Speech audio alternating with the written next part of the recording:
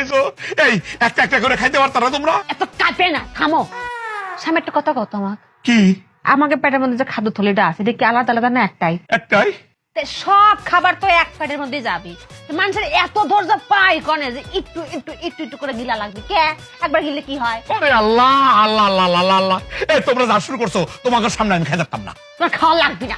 তুই আমরা সামনে না খাইতে তুই গুইরা বউ তোর কেটে না উঠছে। আম্মা, হ্যাঁ আমি আপনারা খাওয়াই দিই, আপনারা খাওয়াই দেন। হ্যাঁ, ও বউ, মজা হয়েছে। আমার মনে হচ্ছে আমারটা খুব হেভি টেস্ট হচ্ছে। তাই আমারটাও খাইও। হ্যাঁ আমি দাও, আগে দাও, খাওয়াবো। দাও, দাও, দাও। হ্যাঁ, ওরে আমার লক্ষ্মী বউ। মজা।